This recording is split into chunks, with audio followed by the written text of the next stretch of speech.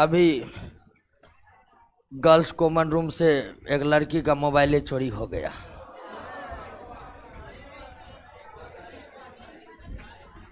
ठीक है,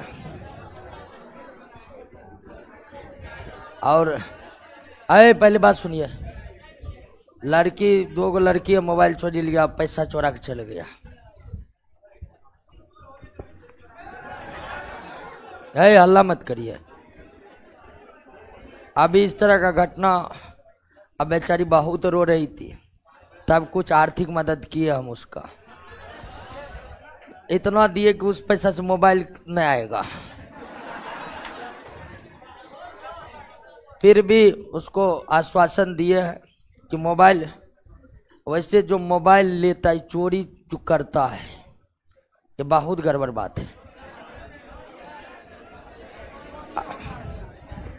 ठीक है, अब वो मैं यहाँ कोचिंग में आकर कोचिंग पढ़ने आता है, कुछ जो है चोरी करने आता है। नौकरी तो उसके पूरे खानदान में किसी को नहीं हो पाएगा। उसका जितना ब्लड रिलेशन आगे चलेगा और में कोई सरकारी नौकरी नहीं कर पाएगा। ये एकदम गड़बड़ आदत है।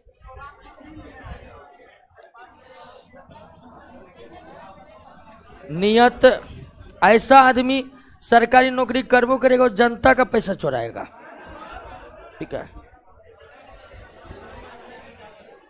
आइए दोस्तों शुरुआत करते हैं, और काफी आज दुख के साथ क्लास शुरू कर रहे हैं, क्योंकि बहुत रो रही थी और सच में लगा बहुत ज्यादा कष्ट काट के लड़का या लड़की पढ़ने के लिए आता है कि किसी तरह जॉब करे। आर्थिक स्थिति सबकी बहुत खराब है। अच्छी आर्थिक स्थिति वाला तो सब बोरिंग रोड में जाके रह रहा है। ये जो हमारे आसपास के ये क्षेत्र है, इसमें मुख्यतः आर्थिक रूप से कमजोर वर्ग के परिवार के ही लड़के या लड़कियां पढ़ते हैं, और खासकर उनके मोबाइल चोरी हो जाते हैं, ब्लूटूथ चोरी हो जाते हैं। तो ये बहुत ज्यादा, इसको जुटाने में, फिर से जुटाने में एक लंबा वक्त लग जाता है, एक लंबी आर्थिक झटका लग जाता है। ठीक है ना। आइए अब हम शुरुआत करते हैं। और पिछले क्लास में कहां तक हुआ था? अच्छा, आज हम गर्ल्स कॉमन रूम में जो है ना सीसीटीवी कैमरा लगाइए, वो चोरी का अड्डा बन गया है वो। ठीक है, कौन है तुरंत जाके सूचना दीजिए, तुरंत सीसीटीवी कैमरे लगाए। कोई फालतू सामान नहीं। गर्ल्स कॉमन रूम में देख रहे हैं बहुत फालतू सामान है, वो बैठने के लिए कि गोदाम बना के रखे हैं। जितना भी फालतू सामान है, बैठने के कुर्सी के अलावे, सोफा के अलावे, सबको बाहर करिए और वहां सीसीटीवी कैमरा लगाइए। लेकिन सीसीटीवी कैमरे लगने से क्या फायदा होगा?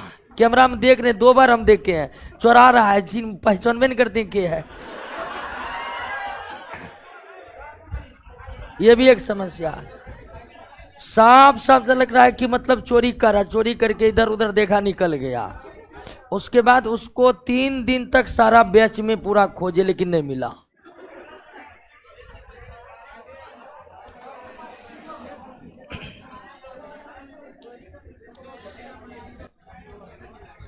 आइए दोस्तों, आज के क्लास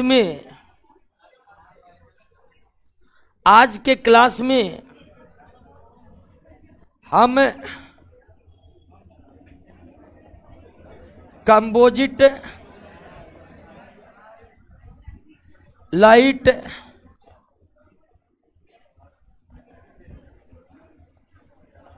संयुक्त प्रकाश और मोनोक्रोमेटिक लाइट, मोनोक्रोमेटिक को मोनोक्रोमिक भी कह सकते हैं, कोई दिक्कत नहीं है। इसको कहते हैं एक वर्णी प्रकाश हिंदी में। मोनोक्रोमेटिक को मोनोक्रोमिक कहते हैं। मोनोक्रोमिक ही नोट में दिया हुआ है तो वो गलत नहीं है। कंपोजिट लाइट क्या है और मोनोक्रोमेटिक लाइट क्या है? तो समझिए कि जब किसी प्रकाश में कई रंग के प्रकाश शामिल है तो उसे क्या कहते हैं? संयुक्त प्रकाश। जब प्रकाश में, किसी प्रकाश के नमूने में कई रंग के प्रकाश शामिल है तो वो क्या है? संयुक्त प्रकाश। और केवल एक रंग के प्रकाश को क्या कहते हैं? एक वर्णी प्रकाश। एक वर्णी प्रकाश को पहले समझ, जैसे लाल रंग का प्रकाश, लाल रंग का प्रकाश, पीला रंग का प्रकाश, पीला रंग का प्रकाश। तो लाल, केवल लाल रंग का प्रकाश कैसा प्रकाश है? एक वर्णी प्रकाश। केवल पीले रंग का प्रकाश कैसा प्रकाश है? एक वर्णी प्रकाश। केवल हरे रंग का प्रकाश कैसा प्रकाश है? कैसा प्रकाश है? एक वर्णी प्रकाश।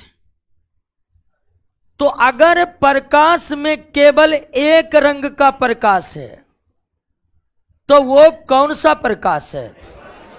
एक वर्णी प्रकाश। लेकिन जब कोई प्रकाश में कई रंग के प्रकाश मिले हो तो उसे क्या कहते हैं? संयुक्त प्रकाश। और संयुक्त प्रकाश का सबसे बेहतर एग्जाम्पल हमारे इस पूरे ब्रह्मांड में जो है वो है दोस्तों सूर्य का, सूर्य का श्वेत प्रकाश। कैसा प्रकाश? श्वेत प्रकाश। तो केवल एक रंग के प्रकाश को ही क्या कहते हैं? एक वर्णी प्रकाश। केवल एक रंग के प्रकाश को क्या कहते हैं? एक वर्णी प्रकाश। जैसे लाल रंग का प्रकाश, पीले रंग का प्रकाश, हरे रंग का प्रकाश, नीले रंग का प्रकाश, बैंगनी रंग का प्रकाश, इन सभी एक रंग के प्रकाश को क्या कहते हैं? एक वर्णी। नाम से ही स्पष्ट हो जा रहा है एक वर्णी प्रकाश क्या। लेकिन जब किसी एक प्रकाश में कई रंग के प्रकाश शामिल हैं तो वह कहलाता है क्या? संयुक्त प्रकाश। और संयुक्त प्रकाश का सबसे बेहतरीन एग्जाम्पल पूरे ब्रह्मांड में जो है वो कौन है? सूर्य का श्वेत प्रकाश एक संयुक्त प्रकाश है, क्योंकि सूर्य के श्वेत प्रकाश का निर्माण 7 अलग अलग रंगों के प्रकाश से हुआ है। 7 अलग अलग रंगों के प्रकाश से हुआ है। हमारे जीवन में भी जो सबसे महत्वपूर्ण प्रकाश है वो है सूर्य का श्वेत प्रकाश। पृथ्वी पर सजीवों के जीवन के लिए अनिवार्य है क्या? सूर्य का श्वेत प्रकाश। क्या सूर्य का श्वेत प्रकाश एक वर्णी प्रकाश है? नहीं। सूर्य का श्वेत प्रकाश कैसा प्रकाश है? कंपोजिट प्रकाश है। सूर्य का श्वेत प्रकाश कैसा प्रकाश है? कंपोजिट प्रकाश है। क्लियर हो गया? बात समझ गए? कोई दिक्कत नहीं ना? और संयुक्त प्रकाश के बहुत ज्यादा तो एग्जाम्पल, हालांकि पूरे ब्रह्मांड में जो है कि संयुक्त प्रकाश का सबसे बेहतर और एकमात्र एग्जाम्पल कौन है? श्वेत प्रकाश। लेकिन और भी कई कंपोजिट लाइट का निर्माण हम कृत्रिम तरीके से कर सकते हैं। जैसे कि लाल और पीले रंग को मिला करके जो प्रकाश बनेगा वो क्या कहलाएगा? संयुक्त प्रकाश। तो संयुक्त प्रकाश का प्राकृतिक उदाहरण केवल एक है, वो कौन? अगर आप और संयुक्त प्रकाश चाहते हैं तो आसानी से कृत्रिम तरीके से हम प्राप्त कर सकते क्या? संयुक्त प्रकाश। एक कमरे में लाल रंग और पीला रंग दोनों रंग के प्रकाश को डाल देंगे, दोनों रंग मिलकर के क्या बन जाएगा? संयुक्त प्रकाश बन जाएगा। लेकिन अगर प्राकृतिक तौर पर देखें तो प्राकृतिक रूप से संयुक्त प्रकाश के एकमात्र उदाहरण है वो और कौन है? क्लियर हो गया? जब किसी प्रकाश में कई रंग के प्रकाश शामिल होते हैं तो ऐसे प्रकाश को क्या कहते हैं? Composite light. कंपोजिट लाइट का प्राकृतिक उदाहरण कौन है? सूर्य के श्वेत प्रकाश में कुल कितने रंग के प्रकाश शामिल है? 7 रंग के प्रकाश शामिल है। केवल एक रंग के प्रकाश को क्या कहते हैं? एक वर्णी प्रकाश। केवल एक रंग के प्रकाश को क्या कहते हैं? एक वर्णी प्रकाश कहते हैं। क्या कहते हैं? एक वर्णी प्रकाश कहते हैं। क्लियर हो गया? बात समझ गए? केवल हरे रंग के प्रकाश को क्या कहेंगे? केवल हरे रंग के प्रकाश को एक वर्णी प्रकाश। एक और आ रहा है कि टॉर्च का प्रकाश कंपोजिट हो सकता है। तो टॉर्च का प्रकाश तो पीले रंग का होता है, पीले रंग का न होता है, व्हाइट रंग का होता है, ठीक है। हाँ बिल्कुल, अगर उस प्रकाश में, हालांकि पहले जो पीले रंग का आता है, पीला रंग का जो प्रकाश है, ठीक है ना, तो वो एक वर्णीय है। क्या है? एक वर्णीय। लेकिन टॉर्च अगर श्वेत प्रकाश दे रहा है तो श्वेत प्रकाश जो है वो टॉर्च निकाला है, वो भी एक वर्णीय प्रकाश का ही उदाहरण है, वो भी एक वर्णीय प्रकाश का उदाहरण है। तो टॉर्च का प्रकाश कैसा प्रकाश है? एक वर्णीय प्रकाश है। किसी भी तरह का रंग दे रहा है टॉर्च का प्रकाश तो वो कैसा प्रकाश है? एक वर्णीय प्रकाश। कोई दिक्कत नहीं। What is composite light and monochromatic light, इसमें कोई दिक्कत दोस्तों नहीं ना। टॉर्च का लाइट कैसा लाइट? एक वर्णीय। टॉर्च का लाइट कैसा लाइट? एक वर्णीय लाइट है। क्लियर हो गया? अब आइए दोस्तों हम समझते हैं dispersion, dispersion of light, dispersion of light, प्रकाश का वर्ण विक्षेपण, प्रकाश का वर्ण विक्षेपण, डिस्पर्सन ऑफ लाइट। अब वर्ण विक्षेपण क्या है? किसी भी, क्या हुआ जी, किसी भी कंपोजिट, किसी भी कंपोजिट लाइट का विभक्त होकर मोनोक्रोमेटिक लाइट में कन्वर्ट होना ही क्या कहलाता है? वर्ण विक्षेपण कहलाता है। किसी भी कंपोजिट लाइट का मोनोक्रोमिक लाइट में कन्वर्ट होना क्या कहलाता है? वर्ण विक्षेपण कहलाता है। कंपोजिट लाइट का मोनोक्रोमिक लाइट में बदल जाना क्या कहलाता है? वर्ण विक्षेपण कहलाता है। संयुक्त प्रकाश का एक वर्णीय प्रकाश में बदल जाना क्या कहलाता है? आप तो ये जानते हैं कि संयुक्त प्रकाश जो है दोस्तों, संयुक्त प्रकाश कई रंगों के प्रकाश से मिला होता है। संयुक्त प्रकाश कई रंगों के प्रकाश से बना होता है। तो संयुक्त प्रकाश जितने रंग का प्रकाश से बना हुआ वो सारे प्रकाश अलग अलग हो गया तो हम कहेंगे क्या हो गया? क्या हो गया? वर्ण विक्षेपण हो गया। बात समझ गए ना? मान लीजिए कि कोई संयुक्त प्रकाश है, कोई संयुक्त प्रकाश है और उसमें लाल रंग का प्रकाश और पीले रंग का प्रकाश मिला हुआ है। प्रकाश का कोई नमूने है जिसमें लाल रंग का प्रकाश और पीले रंग के प्रकाश आपस में मिले हुए हैं, और जब इन दोनों रंगों का मिला कंपोजिट लाइट, इन दोनों रंगों का बना कंपोजिट लाइट एक दूसरे से अलग हो जाए, क्या हो जाए? एक दूसरे से अलग हो जाए, एक दूसरे से अलग हो जाए तो इस घटना को हम क्या कहेंगे? क्या कहेंगे? वर्ण विक्षेपण कहेंगे। बात समझ गए? तो वर्ण विक्षेपण एक ऐसी घटना है जिसमें संयुक्त प्रकाश बदल जाते हैं। किसमें? अपने अवयवी एक वर्णीय प्रकाश में, अपने कंपोनेंट वाले एक वर्णीय प्रकाश में। जैसे कि लाल रंग और पीले रंग का बना मिलाकर हम अगर कंपोजिट लाइट बना दे तो इस कंपोजिट लाइट का कंपोनेंट एक लाल रंग का प्रकाश हो गया और एक पीले रंग का प्रकाश हो गया। जब किसी कारण बस इस कंपोजिट लाइट का लाल रंग प्रकाश और पीला रंग का प्रकाश एक दूसरे से अलग हो जाएगा तो यही घटना क्या कहलाएगा? क्या कहलाएगा? वर्ण विक्षेपण। यानी वर्ण विक्षेपण केवल और केवल किस लाइट का हो सकता है? कंपोजिट लाइट का ही संभव है। आपको कहेगा कि मोनोक्रोमेटिक लाइट का वर्ण विक्षेपण होगा, ऐसा संभव है? नहीं। वर्ण विक्षेपण एक ऐसी घटना है जिसमें कंपोजिट लाइट का अवयवी मोनोक्रोमेटिक लाइट एक दूसरे से क्या हो जाते हैं? अलग हो जाते हैं। जब संयुक्त प्रकाश का अवयवी एक वर्णीय प्रकाश एक दूसरे से अलग हो जाते हैं तो इसी घटना को क्या कहते हैं? वर्ण विक्षेपण कहते हैं। यानी कि वर्ण विक्षेपण केवल और केवल किसका संभव है? आपसे कोई पूछेगा कि लाल रंग के प्रकाश का वर्ण विक्षेपण करने के बाद क्या होगा, तो लाल रंग के प्रकाश का वर्ण विक्षेपण होगा ही नहीं, क्योंकि वर्ण विक्षेपण उसका होगा जो क्या है। और जब हम लाल रंग बोल रहे हैं तो लाल रंग के प्रकाश का मतलब वो क्या है, और मोनोक्रोमेटिक लाइट का कोई वर्ण विक्षेपण नहीं होगा। वर्ण विक्षेपण होगा तो केवल किसका? एक प्रकाश का वर्ण विक्षेपण हो रहा है तो निश्चित ही वो प्रकाश क्या होगा? कंपोजिट ही होगा। एक प्रकाश का वर्ण विक्षेपण हो रहा है तो निश्चित वो क्या होगा? क्लियर हो गया? समझ गए? कोई दिक्कत? अब ध्यान दीजिए, ये तो समझ गए कि वर्ण विक्षेपण क्या है, डिस्पर्सन ऑफ लाइट क्या है। लेकिन इस डिस्पर्सन ऑफ लाइट के घटना को पहली बार करके दिखाया था प्रैक्टिकली सर आइजैक न्यूटन ने।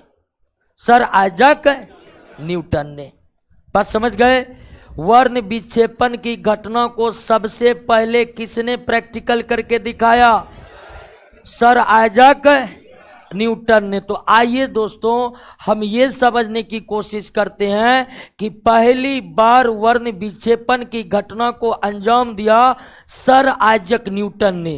तो सर आइजैक न्यूटन ने किस प्रकार से प्रकाश की वर्ण विक्षेपण की घटना को पहली बार अंजाम दिया, और जब सर आइजैक न्यूटन ने वर्ण विक्षेपण की घटना को अंजाम दिया तो उसके क्या परिणाम उन्हें प्राप्त हुए। तो अब हम पढ़ेंगे सर आइजैक न्यूटन का वर्ण विक्षेपण। वर्ण विक्षेपण की घटना को सर्वप्रथम किसने अंजाम दिया, या वर्ण विक्षेपण की घटना को सबसे पहले किसने दिखाया? Sir Isaac.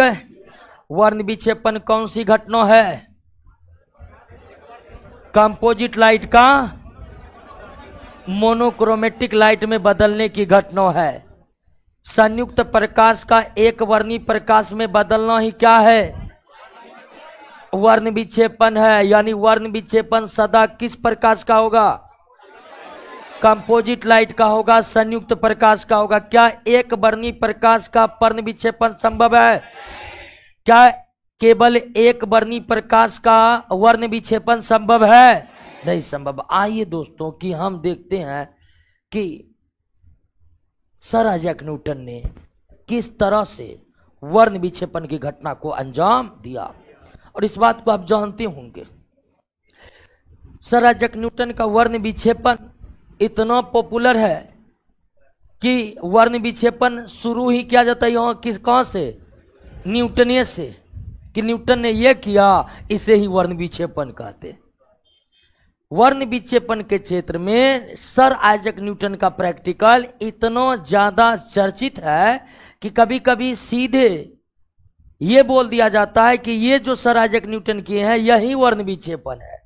लेकिन वर्ण विक्षेपण वास्तविकता में क्या है, आप समझ गए कि नहीं? तो आइए हम देखते हैं कि पहली बार सर आइजैक न्यूटन ने कैसे किया वर्ण विक्षेपण की घटना। तो सबसे पहले उन्होंने लिया एक प्रिज्म। क्या लिया? प्रिज्म।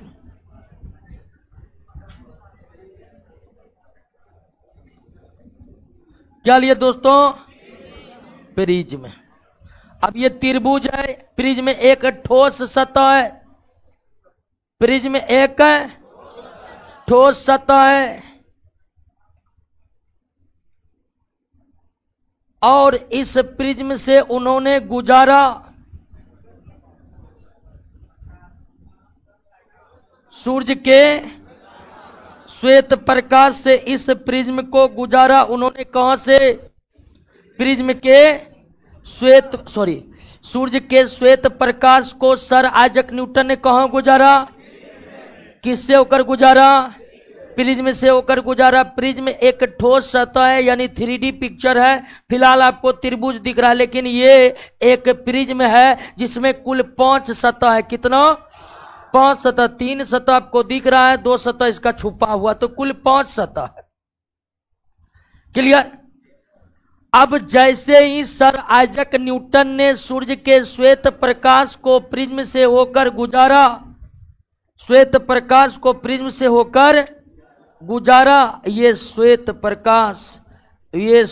प्रकाश 7 अलग अलग रंगों के प्रकाश में क्या हो गया?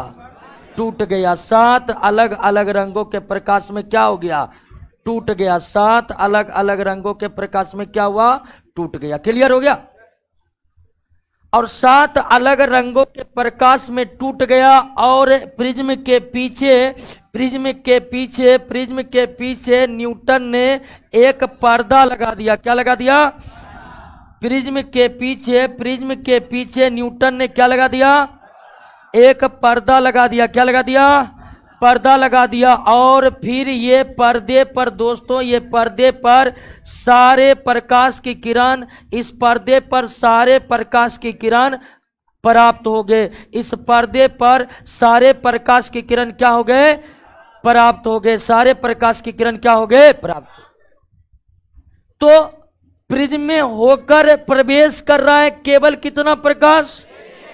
और जब ये बंटवारा किया तो बंटवारा के उपरांत यहां पर 7 रंग के प्रकाश में बट गया दोस्तों। कितने? 7 रंग के प्रकाश में बट गया। कौन? श्वेत प्रकाश। 7 रंग के प्रकाश में बट गया। कौन?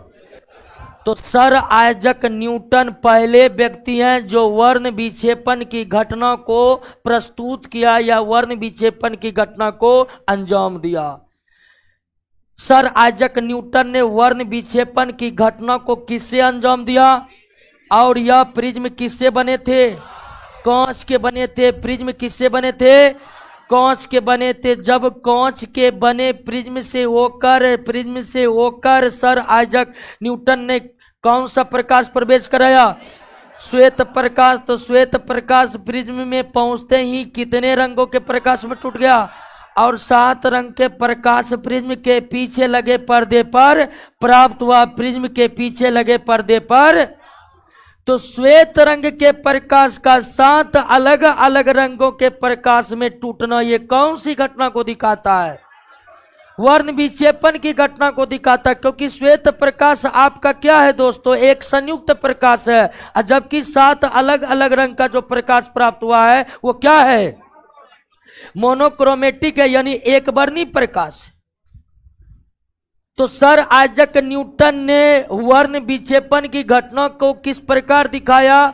तो उन्होंने कांच के प्रिज्म से होकर श्वेत प्रकाश को जब प्रवेश कराया तो श्वेत प्रकाश कांच के प्रिज्म में प्रवेश करते ही 7 अलग अलग रंगों के प्रकाश में बट गया और यही कहलाया वर्ण विक्षेपण। यही कहलाया वर्ण विक्षेपण।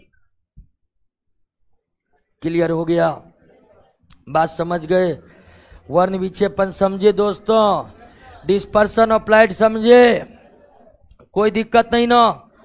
अब ध्यान दीजिए दोस्तों कि प्रिज्म के पीछे जो पर्दा लगता है, इस पर्दा को कहते हैं स्पेक्ट्रम। इस पर्दा को क्या कहते हैं? स्पेक्ट्रम कहते हैं। क्या कहते हैं? श्वेत प्रकाश जो 7 अलग अलग रंगों के प्रकाश में विभक्त होता है, वे 7 अलग अलग रंगों के प्रकाश प्रिज्म के पीछे लगे पर्दे पर प्राप्त होता है। और प्रिज्म के पीछे लगे पर्दे को क्या कहते हैं? स्पेक्ट्रम कहते हैं। प्रिज्म के पीछे लगे पर्दे को क्या कहते हैं? स्पेक्ट्रम कहते हैं। क्या कहते हैं दोस्तों? स्पेक्ट्रम कहते हैं। और यह स्पेक्ट्रम 2 प्रकार का हो सकता है, प्योर स्पेक्ट्रम यानी कि शुद्ध स्पेक्ट्रम, और दूसरा इम्प्योर स्पेक्ट्रम यानी क्या? प्रिज्म के पीछे जो पर्दा लगाया जाता है जिसमें 7 अलग अलग रंग के प्रकाश को प्राप्त किया जाता है, उस पर्दा को क्या कहते हैं? स्पेक्ट्रम। स्पेक्ट्रम कितने तरह के हो सकते हैं? 2 तरह का, शुद्ध और अशुद्ध। अब शुद्ध स्पेक्ट्रम क्या है, अशुद्ध स्पेक्ट्रम क्या है, इसको समझ लीजिए। जब पर्दा पर 7 रंग का प्रकाश एक दूसरे से अलग अलग हो तो वो क्या कहलाएगा? यानी सातों रंग का प्रकाश अगर स्पष्ट दिखाई दे किस पर, तो वो क्या हो, प्योर। लेकिन स्पेक्ट्रम पर सातों रंग स्पष्ट दिखाई न पड़े, स्पेक्ट्रम पर सातों रंग का प्रकाश स्पष्ट दिखाई न पड़े, एक प्रकाश दूसरे रंगों के प्रकाश पर चढ़ा हुआ हो, तो इसे क्या कहते हैं, इम्प्योर। अगर आप प्रैक्टिकल करिएगा तो हर दशा में कैसा स्पेक्ट्रम मिलेगा, इम्प्योर। अच्छी तरह से प्योर स्पेक्ट्रम प्राप्त करने के लिए स्पेक्ट्रोमीटर का इस्तेमाल किया जाता है। किसका, स्पेक्ट्रोमीटर का इस्तेमाल किया जाता है। स्पेक्ट्रोमीटर वो उपकरण, वो यंत्र है जो एकदम प्योर स्पेक्ट्रम का निर्माण करता है, एकदम प्योर स्पेक्ट्रम का निर्माण करता है। यानी कि उस पर सभी रंग एक दूसरे से क्या होते हैं, अलग होते हैं। क्या होते हैं, अलग होते हैं। क्लियर। ये देखिए सो रहा है, दिने दोपहर सो रहा है जी। क्लियर हुआ, वर्ण विक्षेपण समझे, कोई दिक्कत। सबसे पहले वर्ण विक्षेपण की घटना को कौन दिखाया, सर आइजैक न्यूटन ने कौन से संयुक्त प्रकाश का वर्ण विक्षेपण करवाया, कौन सा, श्वेत प्रकाश का। श्वेत प्रकाश का वर्ण विक्षेपण न्यूटन ने किसके माध्यम से किया, किसके माध्यम से, प्रिज्म के माध्यम से। प्रिज्म के माध्यम से जब श्वेत प्रकाश का वर्ण विक्षेपण न्यूटन ने करवाया तो कितने रंग प्राप्त हुए, कितने रंग के प्रकाश प्राप्त हुए, कितने रंग का, 7 अलग अलग रंग के प्रकाश प्राप्त हुए। प्रिज्म के पीछे लगे पर्दे को क्या कहते हैं, स्पेक्ट्रम। स्पेक्ट्रम, प्योर स्पेक्ट्रम प्राप्त करने के लिए कौन से यंत्र का इस्तेमाल होता है। क्लियर हो गया, यहां तक कोई दिक्कत नहीं। अब हम समझेंगे दोस्तों, अब हम समझेंगे कि जब श्वेत प्रकाश का, सूर्य के श्वेत प्रकाश का सर आइजैक न्यूटन ने प्रिज्म के द्वारा, कांच के बने प्रिज्म के द्वारा वर्ण विक्षेपण करवाया, तो वे कौन 7 अलग अलग रंगों के प्रकाश प्राप्त हुआ। वे 7 रंगों के प्रकाश कौन कौन थे,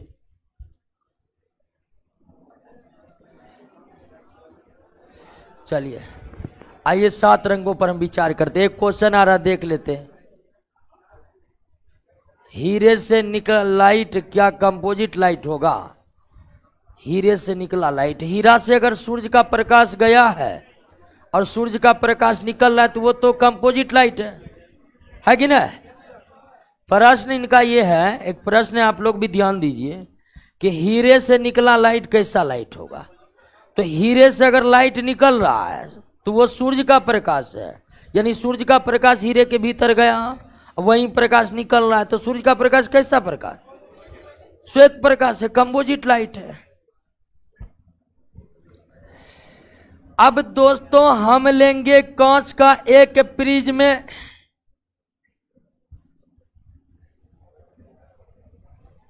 कांच का एक प्रिज्म लेंगे। अब आ जा रहा बातचीत का, बातचीत होना चाहिए, गजब स्थिति आप बना रहे हैं। हम लेंगे दोस्तों प्रिज्म, और वो किसका, कांच का। अब कहिएगा दूसरा प्रिज्म नहीं ले सकते हैं, बिल्कुल ले सकते हैं, लेकिन जो भी लीजिएगा पारदर्शी होनी चाहिए। लकड़ी का बना देंगे वो अपारदर्शी होगा, प्रकाश जेबे न करेगा तो वर्ण विक्षेपण कहां से होगा, ठीक है ना। तो हमें प्रिज्म कांच के अलावे केवल उनसे लेने चाहिए जो क्या हो, पारदर्शी हो, यानी आर पार प्रकाश जा सके, आर पार प्रकाश। और इससे सर आइजैक न्यूटन ने प्रवेश करा दिया, किया किसका, श्वेत प्रकाश, सूर्य का श्वेत प्रकाश। तो घटना घटा कब, घटना घटा तब जब प्रकाश प्रिज्म में प्रवेश किया। 2 3 4 5।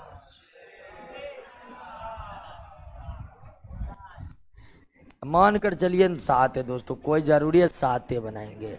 अब निकालेंगे पर्दा, और पर्दा, पर्दा हो गया है पतला, और पतला पर्दा फटेगा जल्दी, इसीलिए मोटा थोड़ा पर्दा। अब इसको हम निकालते हैं दोस्तों, और निकालते समय थोड़ा सा ये है, देखिए विरल माध्यम है, सघन माध्यम, सघन माध्यम से फिर विरल माध्यम। तो थोड़ा सा जो है ना, थोड़ा सा अपवर्तन का क्रिया फिर से होगा, थोड़ा सा अपवर्तन का क्रिया फिर से होगा। सब रंग लेंगे क्या, क्या लैब है क्या, सब रंग लेंगे, ठीक है। तो यहाँ पर कुल कितने रंग का प्रकाश, 7 रंग का। ध्यान रखिएगा, भूल चूक से कभी लोग सीधे रंग बोल देते हैं। आपको जब भी बोलना है प्रकाश लगाकर बोलना है। जब आप रंग बोल दीजिएगा डायरेक्ट तो उसका मतलब रंग हो जाएगा, मार्केट में बिकने वाला कलर हो जाएगा, ओली वाला रंग, ठीक है ना। यह हम बात रंगों की नहीं कर रहे हैं, बात कर रहे हैं प्रकाश के रंगों के, प्रकाश के रंगों के। एक बार ऐसे ही पढ़ा रहे थे कि 2 रंग मिलाने पर ये तीसरा रंग बनता है, तो हम शॉर्ट में बोल रहे थे। अब वो गया खरीद के रंग मिला दिया, बनबेन किया, कहा कि सर प्रैक्टिकल किए 2 रंग मिला कर ये रंग कहाँ प्राप्त हुआ, के लिए रंग कहाँ, बोले जी लाइट पर आ रहे, लाइट को मिलाओ जी, ठीक है। अब ध्यान दीजिए एक बात यहां पर, एक बात यहां पर कि वर्ण विक्षेपण की जो घटना घटती है दोस्तों, वर्ण विक्षेपण की घटना में घटने में पहले एक बार क्या होता है, अपवर्तन।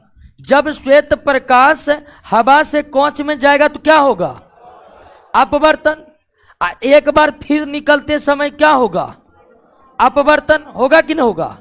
यानी वर्ण विक्षेपण की घटना 2 बार अपवर्तन होने के उपरांत घटती है। बात समझे कि नहीं समझे। एक बार अपवर्तन होता है जब श्वेत प्रकाश हवा से जाता है प्रिज्म के भीतर, और आप जानते हैं कि प्रकाश अगर विरल से सघन में जाएगा तो क्या होगा, एक बार फिर प्रकाश प्रिज्म से निकलकर आता है हवा में, और फिर आप जानते हैं कि सघन से विरल में आएगा तो भी क्या होगा। तो जब वर्ण विक्षेपण की घटना घटती है तो उस वर्ण विक्षेपण के घटना घटने के दौरान प्रकाश से संबंधित एक और घटना घटित होती है, वो कौन, अब वो भी कितने बार। तो जब कभी प्रकाश का वर्ण विक्षेपण होगा निश्चित ही क्या होगा, और कम से कम कितनी बार होगा, एक बार अपवर्तन होगा, नहीं कम से कम कितना, 2 बार अपवर्तन जरूरी है। क्लियर हो गया। एक बार अपवर्तन होगा तो खाली अपवर्तन रह जाएगा, डबल डबल अपवर्तन होगा तो क्या होगा, पूरी तरह से आपका वर्ण विक्षेपण की घटना अंजाम देखते हुए आप समझ पाइएगा।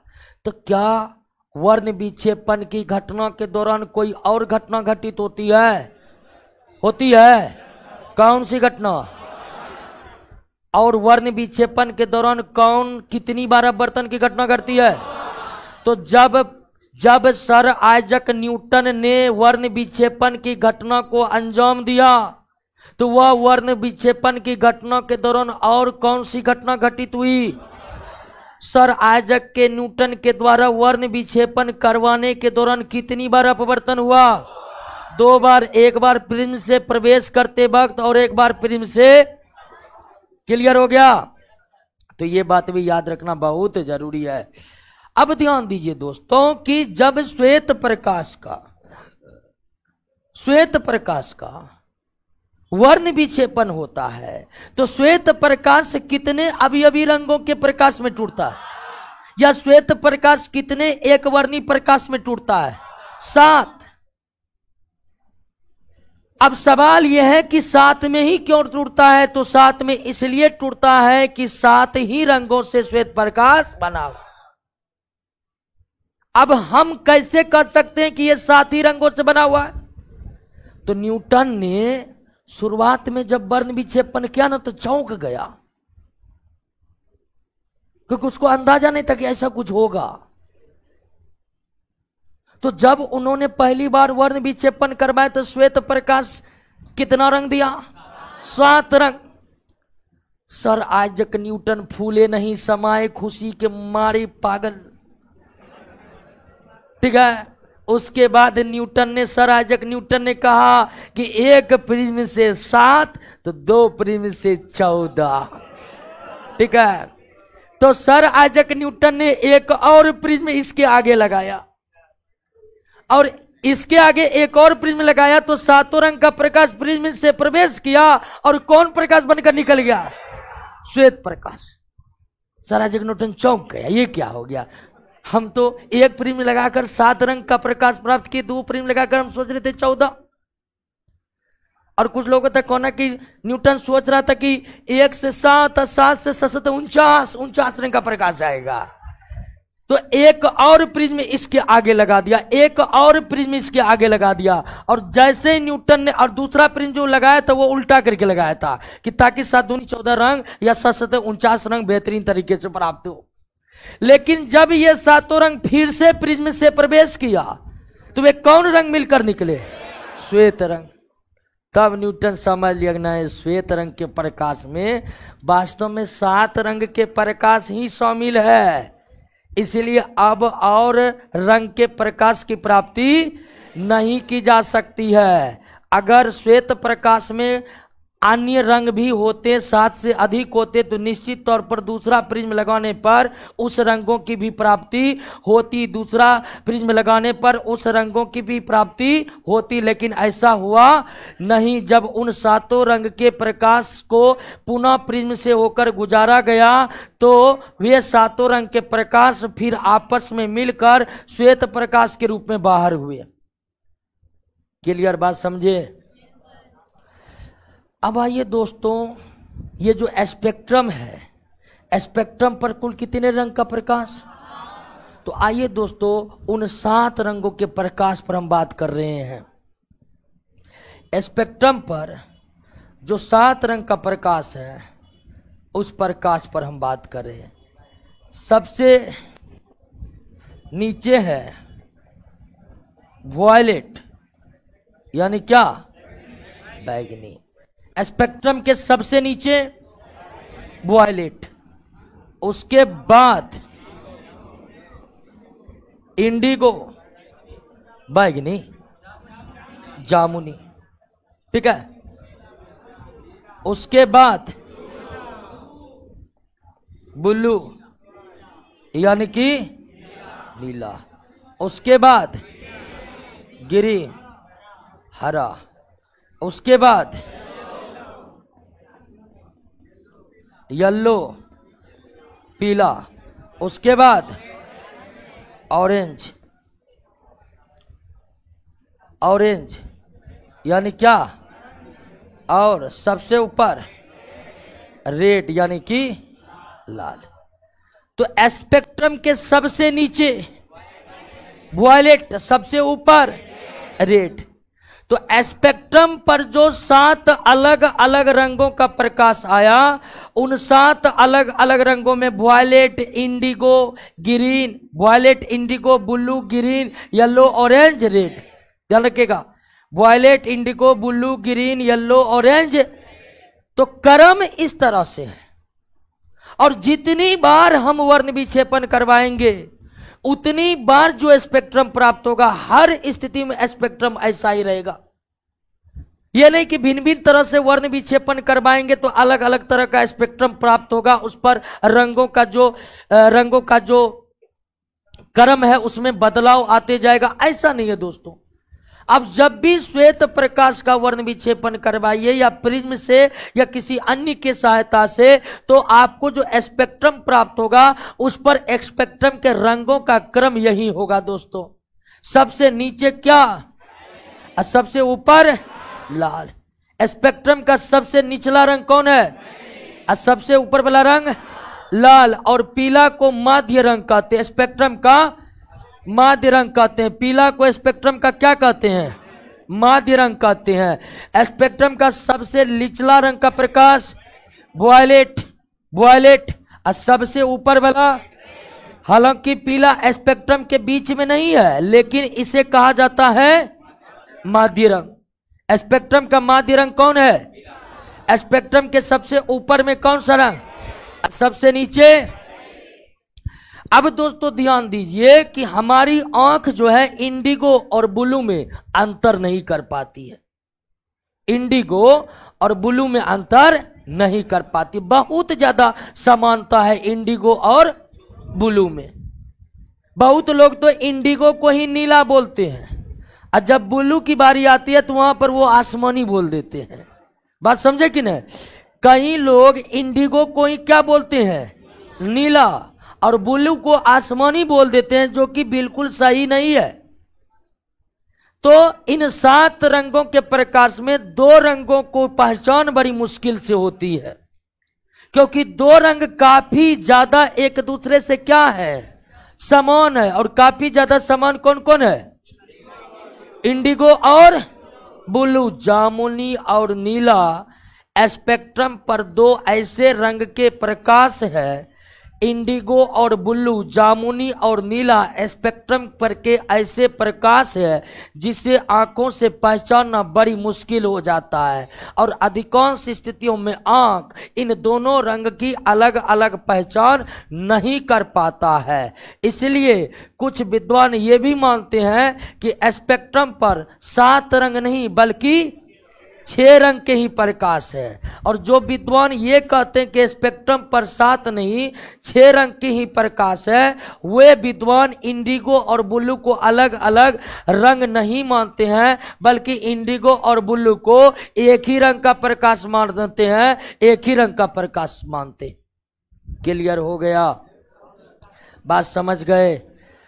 अब आप ये समझिए कि आखिर स्पेक्ट्रम पर बैगनी रंग ही नीचे क्यों रहता है और रेड रंग ही ऊपर क्यों रहता है?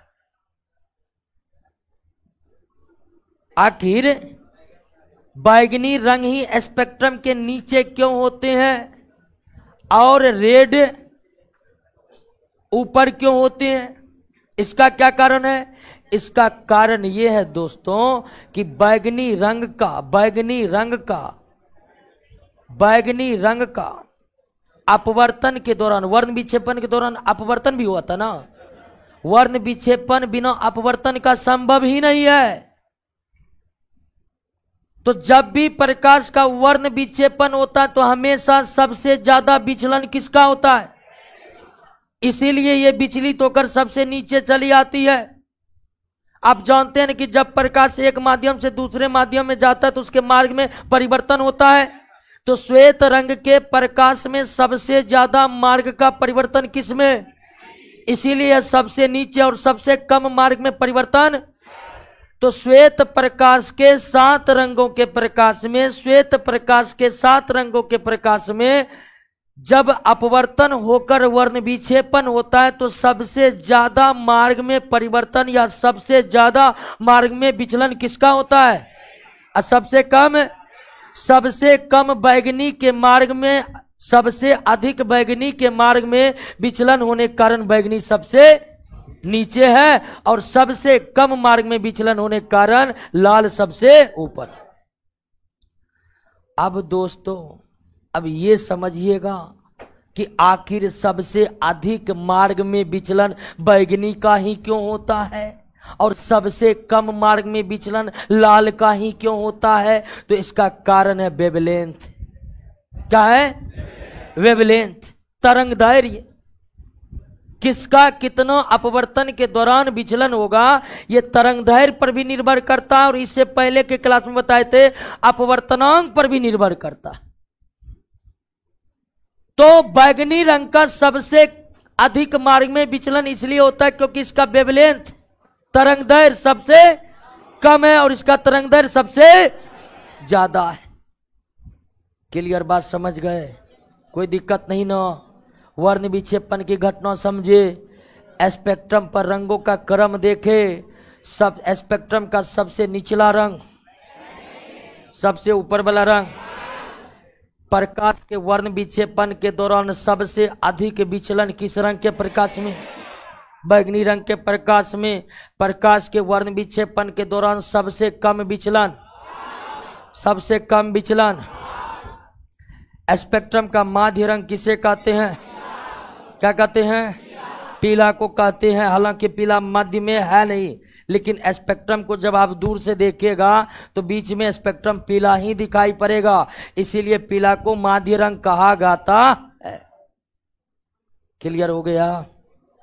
बात समझ गए? अब ध्यान दीजिए दोस्तों कि वर्ण विक्षेपण होता ही क्यों है। अभी आप समझे कि वर्ण विक्षेपण क्या है, फिर आप समझे कि स्पेक्ट्रम पर बैंगनी हमेशा नीचे क्यों और लाल हमेशा ऊपर क्यों। बैंगनी हमेशा नीचे क्यों रहता है? क्योंकि बैंगनी रंग के प्रकाश का तरंग दैर्ध्य न्यून होने के कारण अपवर्तन के दौरान इसके मार्ग में विचलन बहुत, अब विचलन अधिक होने के कारण ये नीचे आता है। लाल रंग का तरंग दैर्ध्य अधिक होने के कारण इसके मार्ग में विचलन बहुत कम होता है, इसलिए सीधे सीधे ऊपर में रहता है। लेकिन वर्ण विक्षेपण की घटना घटती ही क्यों है? वर्ण विक्षेपण की घटना घटती ही क्यों है? क्या कारण है कि वर्ण विक्षेपण की घटना घटती है? नो प्रॉब्लम, क्योंकि अपवर्तन की घटना घटित हुई, इसीलिए वर्ण विक्षेपण की घटना घटित। तो आप कह सकते वर्ण विक्षेपण क्यों होता है? आपका ये प्रकाश के अपवर्तन के कारण। फिर आपसे पूछेगा अपवर्तन आखिर क्यों होता है? तो भिन्न भिन्न माध्यम में प्रकाश के रंगों का वेग एक समान नहीं होता। हम इस बात की चर्चा तो कर दिए कि आखिर प्रकाश का अपवर्तन क्यों होता है। प्रकाश का अपवर्तन क्यों होता है? क्योंकि सभी माध्यमों में प्रकाश का वेग एक समान नहीं होता है। सभी माध्यमों में प्रकाश का वेग एक समान नहीं होने के कारण प्रकाश एक माध्यम से दूसरे माध्यम में जाती तो उसके मार्ग में विचलन होता है, और मार्ग में विचलन होने के कारण ही अपवर्तन होता है, यानी मार्ग में विचलन ही अपवर्तन है। तो वर्ण विक्षेपण की घटना जो घटा है वो भी किसके द्वारा घटा है? अपवर्तन के द्वारा घटा। कितनी बार अपवर्तन हुआ है? और अपवर्तन इसलिए हुआ है कि सभी रंगों के प्रकाश का वेग कांच यानी प्रिज्म वाले कांच में एक समान नहीं था। तो वर्ण विक्षेपण की घटना का मेन कारण क्या है? अपवर्तन। अगर आप अपवर्तन को नहीं बताना चाहते हैं तो आप कह सकते हैं कि वर्ण विक्षेपण की घटना इसलिए घटित हुई कि सभी रंगों के प्रकाश का वेग कांच वाले प्रिज्म में एक समान नहीं होता है, और यही कारण है कि सभी रंग जब श्वेत प्रकाश कांच में प्रवेश किए तो भिन्न भिन्न रंग का अपवर्तन कोण भिन्न भिन्न बन जाता है, और भिन्न भिन्न रंग का अपवर्तन कोण कांच में भिन्न भिन्न बनने के कारण वे एक दूसरे से क्या हो जाते हैं? अलग हो जाते हैं। वर्ण विक्षेपण के घटना के कारण को हम बताएं, उसको पढ़िए।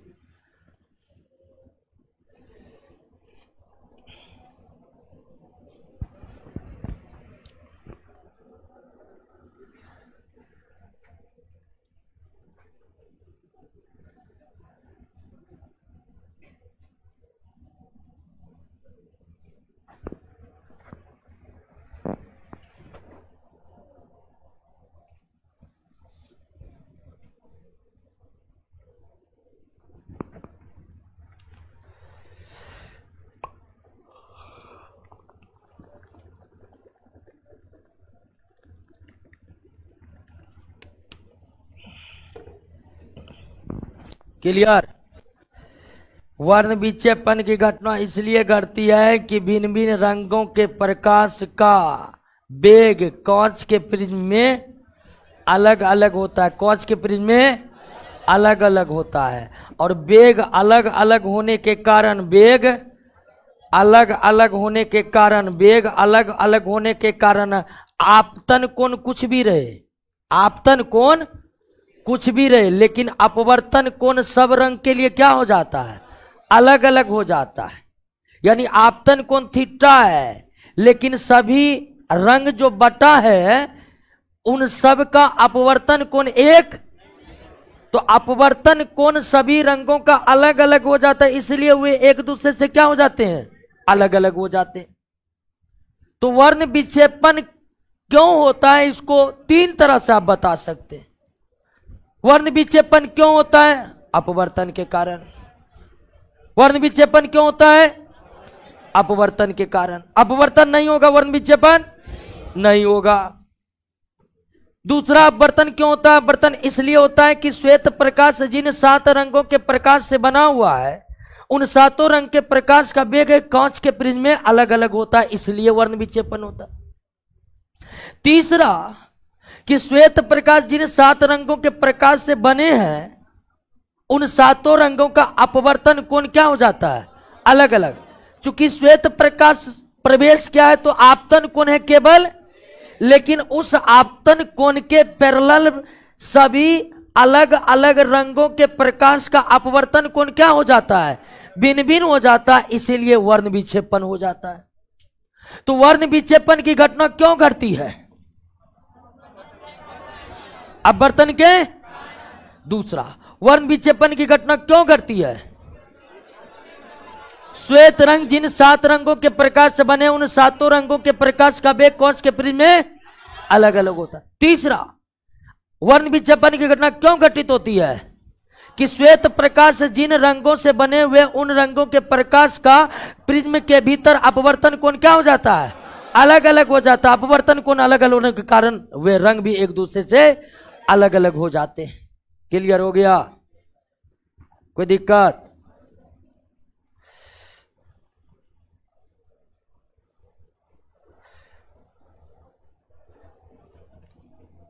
कोई दिक्कत नहीं ना? चलिए दोस्तों, विमलेश कुमार पूछ रहा है कि 1 मंथ में फिजिक्स खत्म हो जाएगा।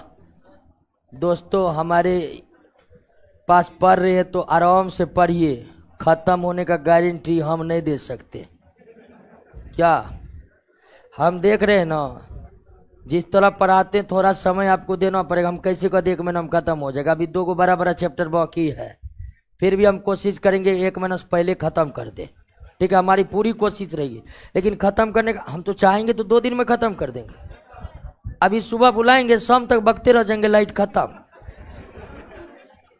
फिर अगला संडे बुलाएंगे, सुबह बुलाएंगे 8 बजे का, उसके बाद खत्म, बोलते बोलते खत्म।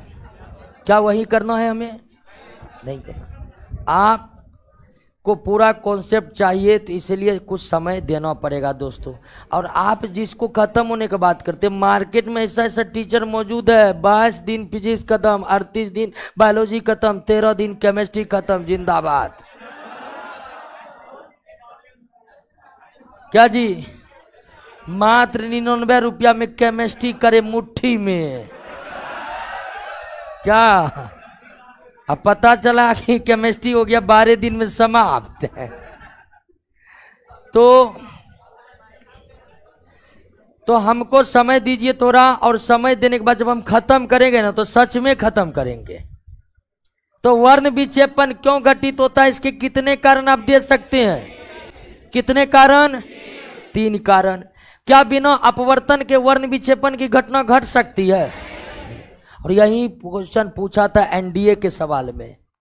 एनडीए में एक सवाल आया था कि अपवर्तन के बिना वर्ण विक्षेपण की घटना नहीं हो सकती है, पहला कथन था। दूसरा कथन था कि अपवर्तन के बावजूद वर्ण विक्षेपण की घटना ही घटित हो सकती है। तो ये मूल कॉन्सेप्ट है कि वर्ण विक्षेपण केवल वर्ण विक्षेपण नहीं है, ये अपने आप में अपवर्तन के घटना को ही समझते हुए है। अपवर्तन की घटना ही अंततः अंजाम देता है वर्ण विक्षेपण की घटना को। क्लियर? अब हम समझते हैं 7 रंगों के प्रकाश का मानव के आंख द्वारा पहचान।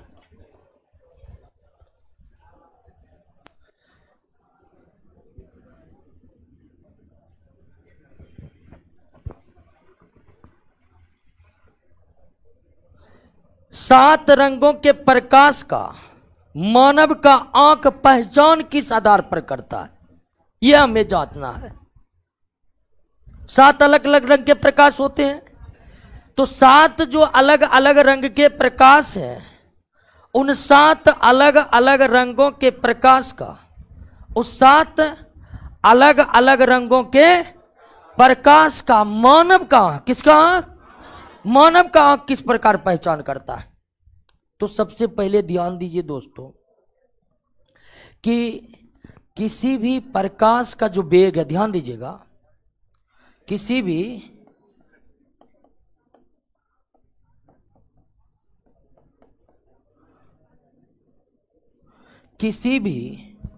प्रकाश या प्रकाश एक प्रकार का तरंग है, प्रकाश एक प्रकार का तरंग है, प्रकाश एक प्रकार का तरंग है। तो किसी भी प्रकाश का वेग बराबर होता है तरंगदैर्घ्य गुना आवृत्ति, तरंगदैर्घ्य गुना आवृत्ति। ध्यान दीजिएगा दोस्तों, प्रकाश का वेग बराबर तरंगदैर्घ्य गुना आवृत्ति। हम इस पर बाद में आएंगे, पहले इसको समझने के लिए थोड़ा इसको समझ लेना जरूरी है। प्रकाश या किसी तरंग का वेग बराबर क्या होता है? तरंगदैर्घ्य गुना आवृत्ति। किसी भी प्रकाश या तरंग का वेग बराबर क्या होता है? तरंगदैर्घ्य गुना आवृत्ति। अब देखिए कि सातों रंग के प्रकाश का, सातों रंग के प्रकाश का आवृत्ति अलग अलग होती है, तरंगदैर्घ्य अलग अलग होती है, आवृत्ति अलग अलग होती है, तरंगदैर्घ्य भी अलग अलग होती है, लेकिन उसका गुणनफल हमेशा समान होता है। बात समझ रहे हैं? आप चाहे लाल रंग की प्रकाश को ले, चाहे आप पीला रंग की प्रकाश को ले, इन दोनों रंग या प्रकाश, श्वेत प्रकाश के कुल जो 7 रंग के प्रकाश है, उन सब का तरंगदैर्घ्य क्या है? अलग है, आवृत्ति क्या है? अलग है। प्रकाश के जो 7 अलग अलग रंग के प्रकाश है, उन सभी के आवृत्ति अलग है, तरंगदैर्घ्य अलग है। लाल रंग का तरंगदैर्घ्य अलग है, पीला रंग का तरंगदैर्घ्य अलग है, लाल रंग की आवृत्ति अलग है, तरंगदैर्घ्य भी क्या है? अलग अलग है, लेकिन इसका वेग हमेशा क्या होगा? समान होगा। अगर दोनों लाल और पीले रंग का निर्वात में शून्य में वेग कितना होगा? तो 3 × 10⁸ मीटर पर सेकेंड, 3 × 10⁸ मीटर पर सेकेंड। ठीक है, 3 × 10⁸ मीटर पर सेकेंड किसका वेग है? लाल का। और पीला का भी वेग इतना। बात समझ रहे ना? लाल का भी वेग इतना, पीला का भी वेग इतना ही, लेकिन आवृत्ति दोनों का अलग, तरंगदैर्घ्य दोनों का। तो यहां पर एक समझने वाली बात है दोस्तों कि प्रकाश के जो 7 अलग अलग रंग है, उन 7 अलग अलग रंगों के उन 7 अलग अलग रंगों के प्रकाश का तरंगदैर्घ्य अलग अलग होता है, आवृत्ति भी अलग अलग होता है, लेकिन उनका गुणनफल क्या होता है? समान होता है। लाल रंग की तरंगदैर्घ्य अलग है, पीला रंग का तरंगदैर्घ्य अलग है, आवृत्ति भी अलग अलग है, लेकिन दोनों का गुणनफल, लाल रंग के भी तरंगदैर्घ्य आवृत्ति का गुणनफल इतना ही और पीला रंग का इतना ही। इसका मतलब हुआ क्या हुआ? रे काला टी शर्ट कराओ जो, तो कराओ जाओ, उजला जूता काला टी शर्ट कराओ जाओ। हाँ कराओ जाओ। क्या कर रहा? पढ़ रहा तुम? इधर आओ, बढ़िया बढ़िया पढ़ रहा है। आईडी कार्ड कौन है? आईडी कार्ड आए? ठीक है बैठो, आईडी कार्ड लेकर आना। अब बढ़िया से ध्यान से पढ़ो, ठीक है? तो दोनों का गुणनफल हमेशा क्या है? समान है। अब इसका मतलब ये हुआ कि जिसका तरंगदैर्घ्य जितना अधिक होगा, उसका आवृत्ति उतनी कम होगी। बात समझिए दोस्तों, जैसे आप लिखते हैं 12 बराबर 3 × 4, लिखते हैं कि नहीं लिखते? गुणनफल का मान हमेशा क्या होनी चाहिए? 12 होनी चाहिए। इसका मतलब 3 जितना अधिक होगा, 4 उतना कम होगा। बात समझ रहे ना? वही बात लागू होता है कहां पर? रंग के तरंगदैर्घ्य और आवृत्ति पर। जिस रंग का तरंगदैर्घ्य ज्यादा होगा, उसकी आवृत्ति क्या हो जाएगी? कम हो जाएगी। जिस रंग का तरंगदैर्घ्य ज्यादा होगा, उसकी आवृत्ति क्या हो जाएगी? कम हो जाएगी, क्योंकि गुणनफल फिर समान होना है। जिसकी तरंगदैर्घ्य जितनी कम होगी उसकी आवृत्ति उतनी अधिक होगी। तो प्रकाश के सातों रंगों के तरंगदैर्घ्य और आवृत्ति अलग अलग होते हैं, लेकिन उन सातों रंगों के तरंगदैर्घ्य और आवृत्ति का गुणनफल क्या होता है? समान होता है। इससे इस बात का पता चलता है कि रंगों के तरंगदैर्घ्य और आवृत्ति के बीच व्युत्क्रमानुपाती संबंध है। प्रकाश के रंगों के आवृत्ति और तरंगदैर्घ्य के बीच कैसा संबंध है? व्युत्क्रमानुपाती संबंध है। व्युत्क्रमानुपाती संबंध है। जिस रंग का तरंगदैर्घ्य जितना अधिक होगा उसकी आवृत्ति उतनी ही कम होगी। जिस रंग की आवृत्ति जितनी कम होगी उसका तरंगदैर्घ्य उतना ही। इस बात को समझ गए? कोई दिक्कत नहीं ना। जैसे बैगनी रंग का तरंगदैर्घ्य बहुत कम था, इसीलिए उसमें विचलन बहुत अधिक हुआ था। तो बैगनी रंग का तरंगदैर्घ्य अगर बहुत कम है तो उसकी आवृत्ति बहुत ज्यादा होगी। लाल रंग का तरंगदैर्घ्य बहुत ज्यादा था तो उसकी आवृत्ति से बहुत कम होगी। लाल रंग का तरंगदैर्घ्य बहुत ज्यादा था तो उसकी आवृत्ति बहुत कम होगी। तो प्रकाश के रंगों के तरंगदैर्घ्य और आवृत्ति के बीच कैसा संबंध है? प्रकाश के रंगों के तरंगदैर्घ्य और आवृत्ति के बीच कैसा संबंध? जिस रंग का तरंगदैर्घ्य जितनी अधिक होगी उसकी आवृत्ति उतनी, जिस रंग की आवृत्ति जितनी कम होगी इसका तरंगदैर्घ्य उतना अधिक होगा। कोई प्रॉब्लम? तो इस बात को समझ गए। अब हम आते हैं कि 7 अलग अलग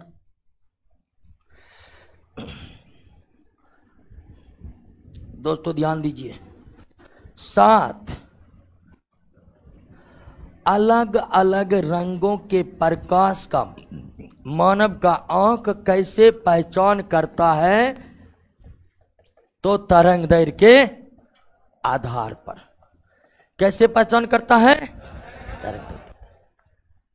आवृत्ति से आंखों को कोई लेना देना? हमारी आंख 7 रंगों की पहचान किस पर करता है? तरंगदैर्घ्य पर। अगर सीधा प्रश्न पूछे कि रंगों का पहचान किस प्रकार से होती है मानव के आंखों के द्वारा, तो किस आधार पर होती है? हमारा आंख भिन्न भिन्न रंगों की पहचान किसके द्वारा करता है? क्लियर हो गया? अब जब प्रकाश के रंगों की पहचान तरंगदैर्घ्य के आधार पर हमारा आंख कर रहा है, तो हमें उन 7 रंग के प्रकाश का तरंगदैर्घ्य याद करना जरूरी है। आपके नोट में एक बॉक्स होगा ना, बॉक्स थोड़ा गलत है, तो पहले क्या सही है वो पहले जान लीजिए और उसके बाद आप सही कर लीजिएगा। हमें याद करना पड़ेगा रंगों का तरंगदैर्घ्य दोस्तों, बैगनी, जामुनी, नीला,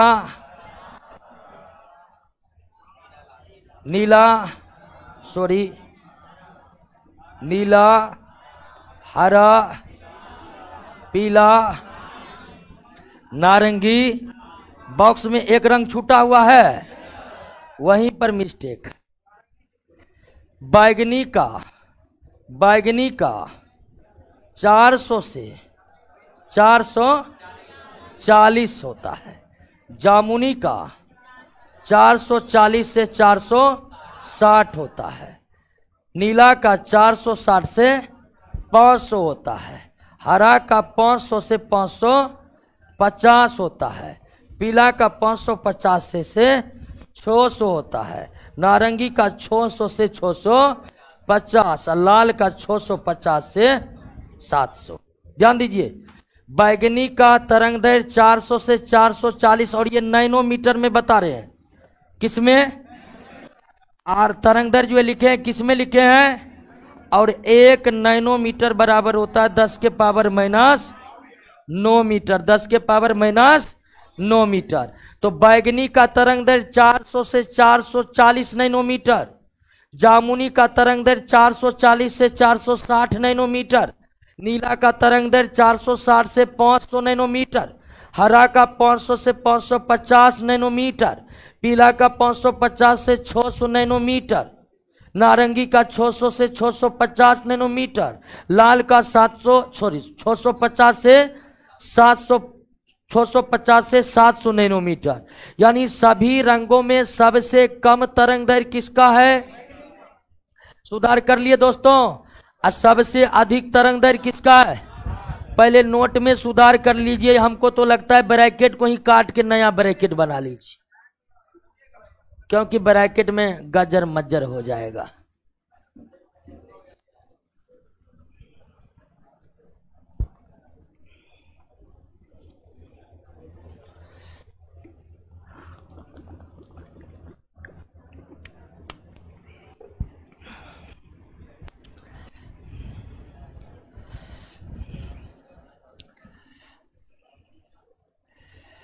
आपके फिजिक्स का रिकॉर्डेड बैच ले सकते हैं, बिल्कुल ले सकते हैं। रिकॉर्डेड बैच ले लीजिए, रिकॉर्डेड बैच जल्दी से कर लीजिए। मुझे आपसे बात करना है, प्लीज हेल्प मी। इसमें हेल्प क्या करना, बात करना। आइए बात करते हैं। क्या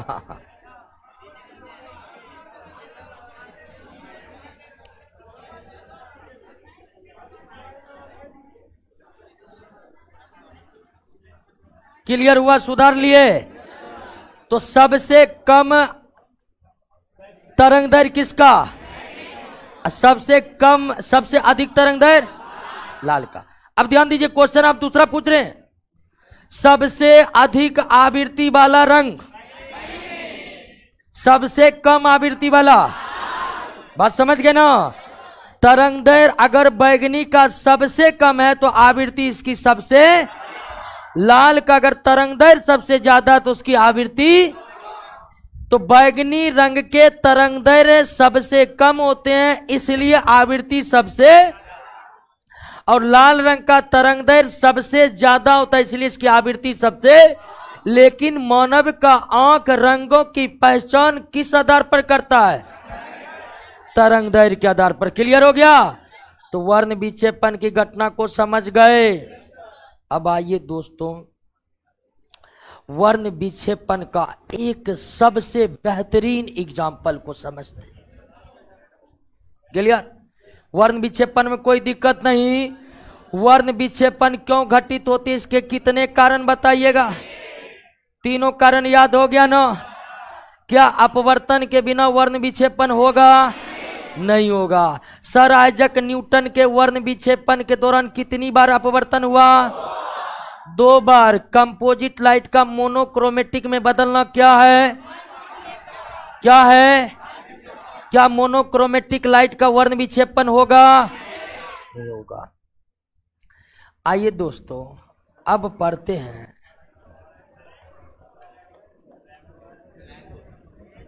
रेनबो, इंद्रधनुष। रेनबो वर्ण विक्षेपण क्या देख लिए? हमारे प्रकृति में एक अद्भुत ही वर्ण विक्षेपण की घटना घटती है, जिसका सबसे बेहतरीन एग्जाम्पल कौन है? रेनबो। वर्षा ऋतु में वर्षा के समाप्त हो जाने के उपरांत सूर्य के विपरीत दिशा में बादलों पर 7 अलग अलग रंगों के इंद्रधनुष बनाए दिखाई देते हैं। उस इंद्रधनुष को आप जरूर अपने जीवन में कभी ना कभी देखे होंगे।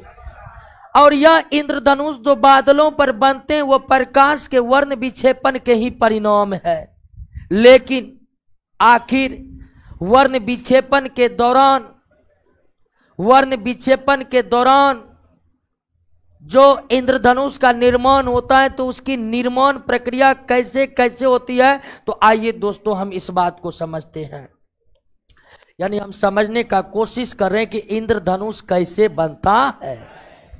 इंद्रधनुष तब बनता है जब वर्षा होगी, और वर्षा के बाद वर्षा के बूंद वायुमंडल में तैरते रहेंगे।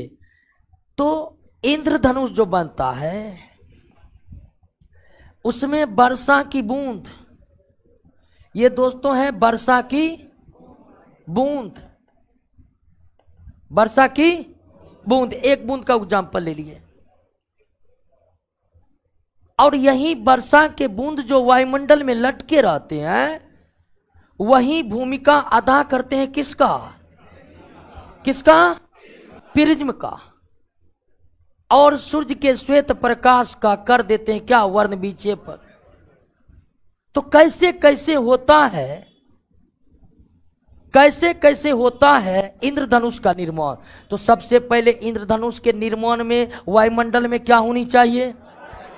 और यही कारण इंद्रधनुष वर्षा ऋतु के ठीक वर्षा ऋतु में वर्षा के ठीक समाप्त हो जाने के बाद बनता है और हमेशा सूर्य के विपरीत दिशा में बनता है।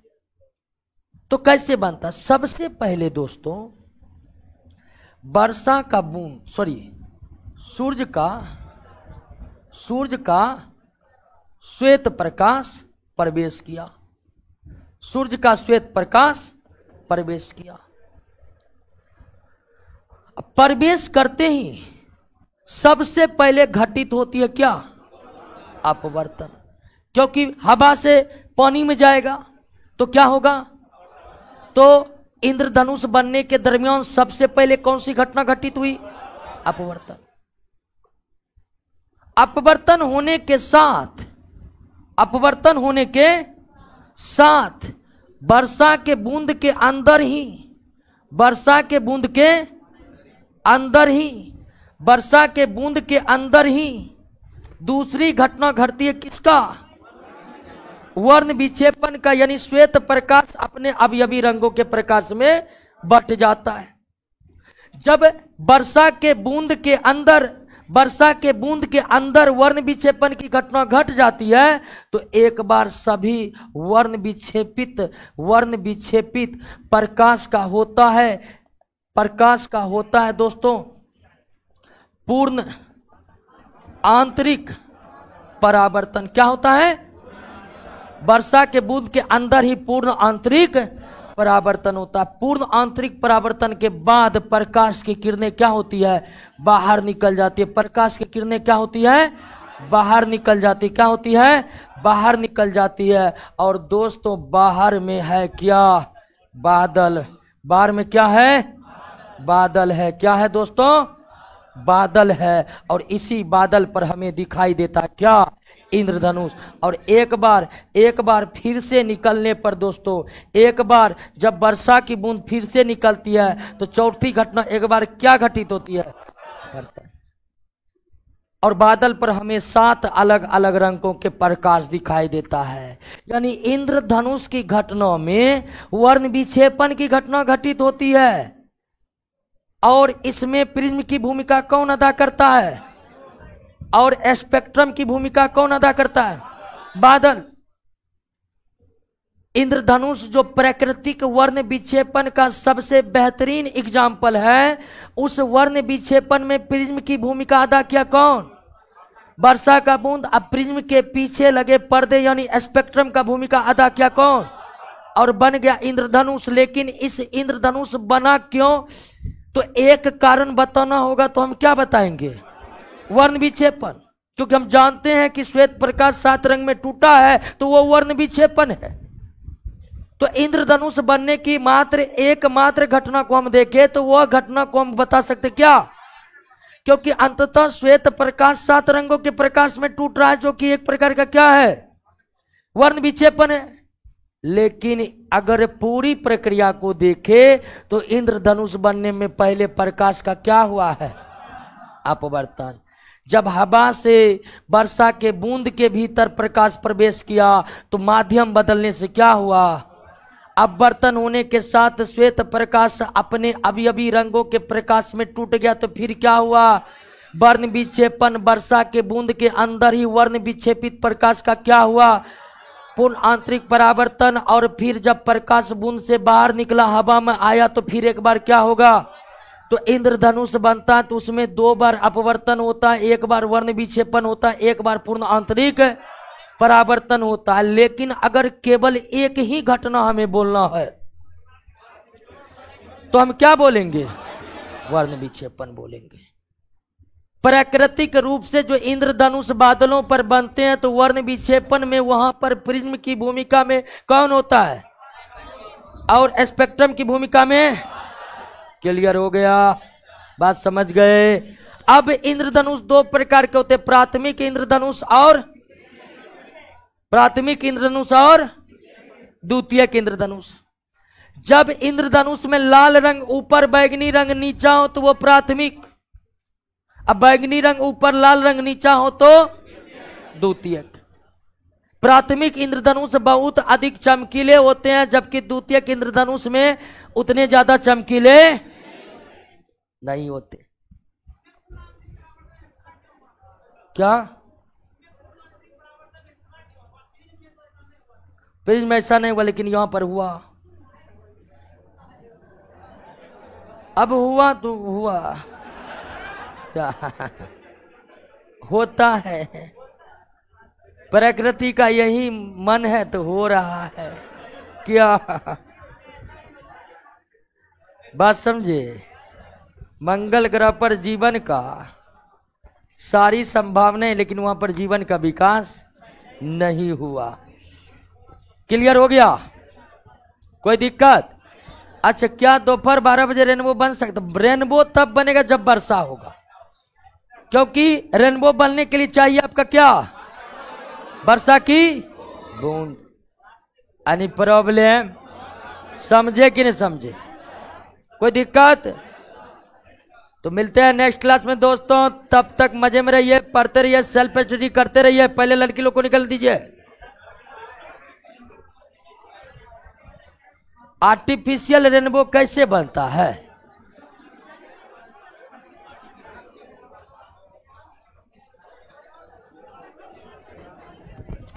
आर्टिफिशियल रेनबो कैसे बनता है?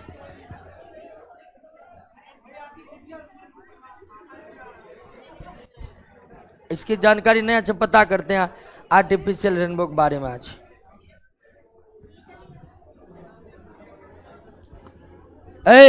लड़का लोग रुक न जाओ जी, गजब स्थिति बन।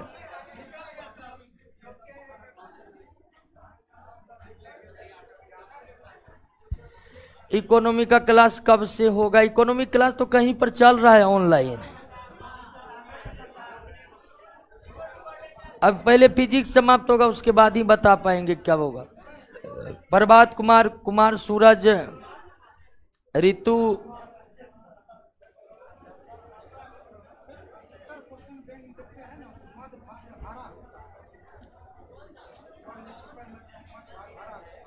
है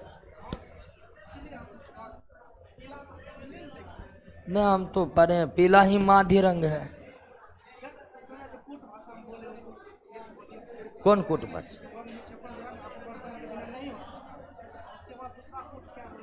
और मतलब एक था कि बिना अपवर्तन हुए वर्ण विक्षेपण हो सकता है। गलत है, गलत है। जब भी वर्ण विक्षेपण होगा अपवर्तन होगा ही होगा। आशीष कौन है जी? आशीष कमलेश कुमार यादव बोला कि बर्गर लेकर आने के लिए। ठीक है दोस्तों, मिलते हैं अगले क्लास में।